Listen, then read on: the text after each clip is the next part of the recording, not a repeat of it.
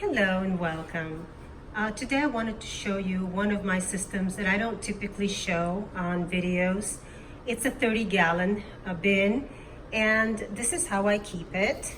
I have it covered with this shade cloth that I just doubled up. And this is also not just for bug prevention, but it's also great for aeration. Keeps everything nice and aerated.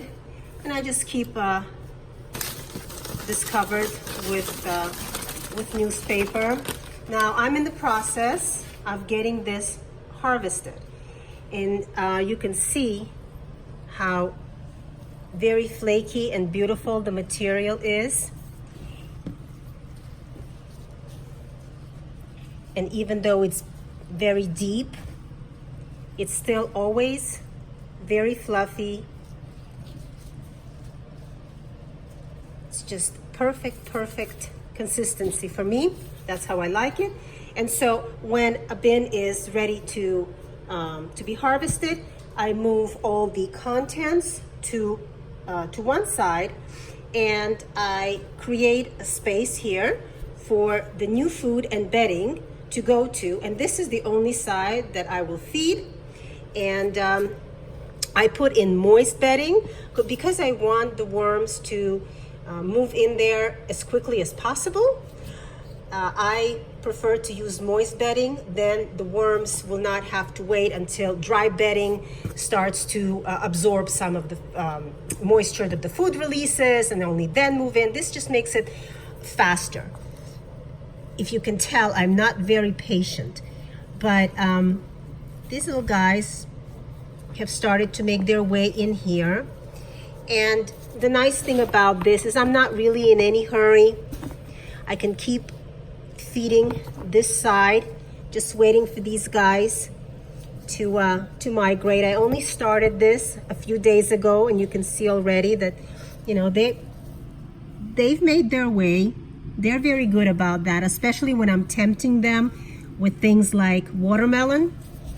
They love fruit of any kind, so my main thing here is just keeping this side nice and moist, and this side will then be ready to sift. Now, the worms typically go down if I start disturbing the surface of the material. I buried I don't know why I put that in here. I'm just usually marking the food with this, but it's pretty obvious here. And what I can do is once, I disturb them, so of course they're on top, but once they go down, I can literally come here, scoop a little bit of material off the very top, sift it, and I'll have castings. And then when I see that I'm hitting a bunch of worms, I'll stop. I can cover everything up and leave and come back another time to do this. And because the worms are always, in a safe environment here where I'm not worried about them crawling out or anything like that, I can take my time doing this.